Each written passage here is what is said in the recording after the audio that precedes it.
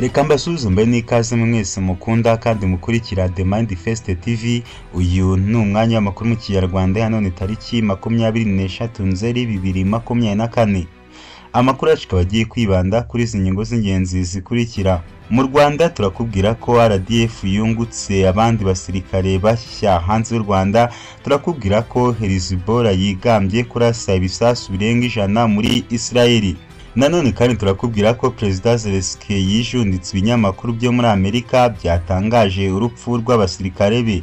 Ikindi kandi turakubwira ko Minisitiri w'Intebe mushya w'Ubufaransa yiyemeje kongera imisoro icibwa binjiza menshi. Ni amakuru mwateguriwe kandi mugiye kugezwaho nanjye Jean Harerimana. Ngusaba gukora subscribe, share, like, comment kuri The Manifest TV kugira ngo amakuru n'ibiganiro byacu bikomeze bikugereho umunsi ku wundi. Amakuru ku buryo burambuye ni mu kanya.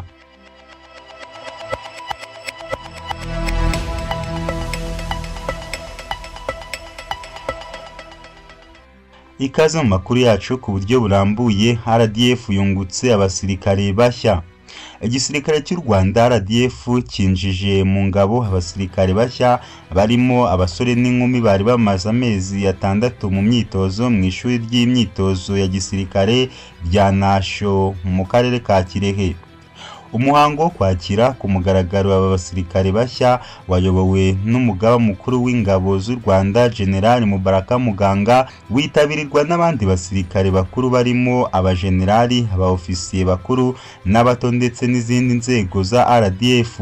Muri uyu muhango kandi abasoje iyi myitozo bagaragaje ubuhanga bahungukiye harimo gukoresha intwaro ndetse n'imyitozo itandukanye njyarugamba ndetse n'amayeri atandukanye ku rugamba, ndetse bashimangira ko biteguye neza gukorera igihugu. Mu ijambo rye General Mubaraka yashimye aba basirikare binjiye mu ngabo z'u Rwanda kubera kwihangana bagaragaje ndetse no kudacika intege muri iki gihe bamaze mu myitozo. Ikindi kandi yanaboneyeho no kubaha ikaze mu muryango mugari wa RDF, anabasaba gushyira mu bikorwa ubumenyi n'ubuhanga bungukiye muri iyi myitozo basoje kugira ngo bizafashe mu kurengera ubusugire bw'u Rwanda no kurinda abaturage barwo. Yashimangiye kandi akamaro ko kubahiriza indangagaciro z'ibanze za RDF, cyane cyane imyitwarire iboneye kuko ari ibafasha gukorana neza na bagenzi babo basanze. Muri uwo muhango Bizumuremyi Elisa niwe wahawe igihembo nk'uwahize abandi muri rusange, akurikirwa na Nshimiyimana Leonce. Hanze y'u Rwanda reka twubwire ko Hezbollah yigambye kurasa ibisasu birenga 100 muri Israeli. Umutwe wa Hezbollah wo muri Lebanon wigambye ko mu ijoro ryo kuwa gatandatu warashe ibisasu birenga 100 mu majyaruguru ya Israeli, wibasira ibigo bitandukanye bya gisirikare. Leta ya Israeli nayo yemeje iby'aya makuru ndetse ivuga ko yahise itangira kugaba ibitero simusiga ku birindiro by'umutwe wa Hezbollah biherereye muri Lebanon. BBC yatangaje ko ibisasu bya Hezbollah byageze kure cyane muri Israeli kurusha mbere kuko byageze hafi y'akarere ka Haifa kari ku nyanja. Hezbollah ivuga ko yarashe ibisasu bitari bike ku bigo bya gisirikare biri mu majyaruguru ya Israeli igamije kwihorera ku bitero iki gihugu cyagabye mu cyumweru gishize ku bikoresho byayo by'itumanaho. Abantu 39 bahitanwe n'iryo turika, abandi ibihumbi barakomereka. Umuyobozi mukuru wa Hezbollah Hassan Nasrallah yashimye Israeli ko ariyo yagabye ibyo bitero, avuga ko bifatwa nko kurenga imirongo yose itukura kandi ko igomba kwitegura ibihano bikomeye. Israeli kugeza ubu ntiremeza ko ariyo yagabye ibitero kuri ibyo bikoresho by'itumanaho bya Hezbollah, gusa ariko igisirikare cyayo cyatangaje ko kizakomeza kugaba ibitero kuri uyu mutwe ifata nk'uw'iterabwoba ushyigikiwe na Iran, ndetse ko bizarushaho kwiyongera.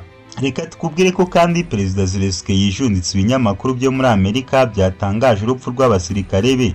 Perezida wa Ukraine Vladimir Zelensky yamaganye ibinyamakuru byo muri Leta Zunze Ubumwe za Amerika birimo Wall Street Journal byatangaje ko abasirikare bakomeje kugwa ku rugamba bahanganyemo n'Uburusiya. Kuwa kabiri w'iki cyumweru ibyo binyamakuru byatangaje ko abasirikare 80 ba Ukraine baguye mu ntambara mu gihe abandi 40 bakomeretse. Kuri wa gatanu Zelensky yavuze ko ari ibinyoma, avuga ko abamaze kugwa mu rugamba n'abakomeretse ari bake cyane ugereranyije n'uwo mubare, nubwo atatangaje umubare nyawo.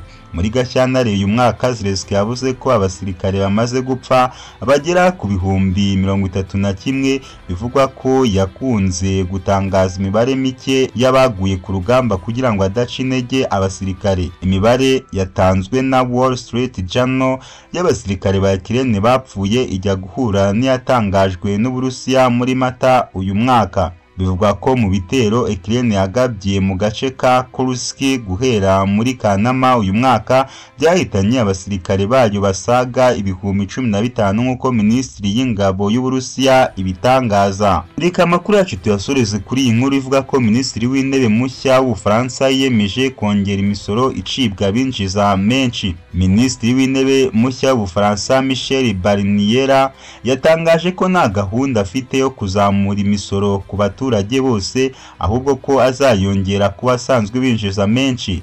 Barnier ashyize imbere kugabanya amafaranga leta ikoresha mu bikorwa byayo bya buri munsi, ariko izamura ayo yinjiza. Uyu mugabo umaze iminsi 2 ashyizwe mu mwanya yavuze ko kugira ngo ibyo bigerweho ari uko abinjiza menshi, yavuze ko kugira ngo ibyo bigerwa ari uko abinjiza menshi bazajya bacibwa umusoro mwinshi. Ati nta musoro w'inyongera uzahora ku bantu basanzwe binjiza amafaranga make, ntabwo nzongera imisoro ku baturage b'Ubufaransa kuko basanganywe umutwaro wo kuba ari bo bishyura umusoro mwinshi mu bihugu bindi bigize umuryango w'ubumwe bw'Uburayi. Biteganyijwe ko mu kwezi gutaha Barnier azagaragaza ingengo y'imari guverinoma ye izakoresha mu mwaka wa 2025. Ni amakuru mwateguriwe kandi mwagezwagaho nanjye Jean Harerimana. Ngusaba gukora subscribe, share, like, comment kugira ngo ibikorwa byacu bikomeze bigere kure.